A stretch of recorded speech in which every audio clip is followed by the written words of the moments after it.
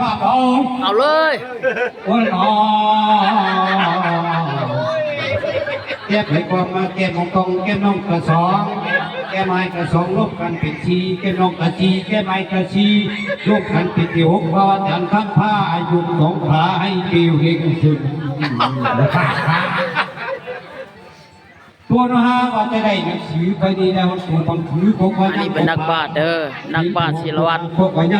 รัตนาและละล่ำนักผู้เฒ่าทรัพย์เจ้าบุรีกดนี้ให้พระเขียนมือที่การคิดมือว่าแต่สองมือปืนกันก็ให้ไม่ลืมกันมาถอดมือซึมมองว่าว่าเนี่ย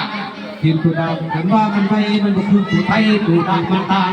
ตัวกระยกกระย่างก็คือหนังสือไทย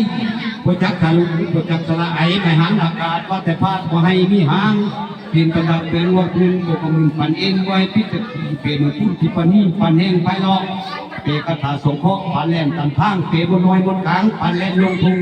หรือบนกวางจงพงปั่นแล่นลงเหวบางเงินสีมีกุเลี้ยวตะกุดตะตาดในกระทุกอากาศยกขึ้นยกขึ้นบ่มีความสิหลงเอาสาดีๆในกระทุกกะทิธรรมะทะบูเป็นที่พิสูจน์ด้วยหิริอูดมาและจุดที่วนักกระเฉงให้มันเห็นท่านตาเดี๋ยวนี้ออกจากนี้ปัดผมมามูลกำลังมันสูงชัดท่าแห่งงอนให้ไม่เก่งวอลล์ปันมาในตรงศพท่านสมองวอลล์ก็เรียนพวกขับไปเองในมรดกชอบสั่งประชุมมัธยมติดโตก็สิโหในภาษาพีเธอไฟใส่หีก็ซาไฟซาแบนแล้วฮันนีถึงยงสมปาทุ่มถูกฟ้าผ้าไหมไฟกวางคว้างหลงโลกเล็บทรงหัวตาเกี่ยวทุกเห็นแต่พุ่งไฟหุบมาผ้าเป็นตัวเต็มความไปลงวางเลยเป็นตัวนำถึงคนต้นโทนคนถึงผ้ากันว่าขาววันไว้ว่ามันเบาหลายตัวเขาไว้ว่าผู้มีดุกิบจับดูจ่าจ่อยก็เดินขึ้นพวกเยินต่ำปลาโดนโดนส้นพุ่งลุกส่งเสียงย่ำเท่าทั้งสิกาเบ้าห้องกาเบ้าบันบากาพวกกินมากว่าหน้าหวยความน้องหัวลำจันผ้าก็จิพระพักเจ้าท่านดุงพระกินดีกว่าผ้าจงสีดุงเดินย่ำเท่าทันผ้ากันเขาก็เดินดุงเดียวผ้ากิสีบน้องโดนดันลงไปยกตัวน้อยหอมนอนย่ำมาแรง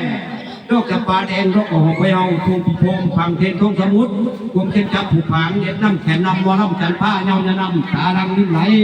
คือดังเงี้ยพันเสียงเพียงแค่เจ้าใจอายแล้ววันนี้สีนวลวันไว้ซาก่อนแล้วจะบอกไม่ออกคุณผมไม่บอกครับดีใจแล้วจะบอกสุภาพว่าเนาะทั่วย่อเข้านะเขาจะดีเข้าเลย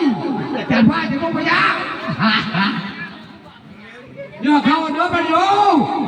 เดี๋ยวเรากันเนาะจันผ้าก็จะกินได้หัวนี่ก็ยากเลยอีกเข้าพยาจ้าพี่จ้าเนาะจ้าพี่จ้า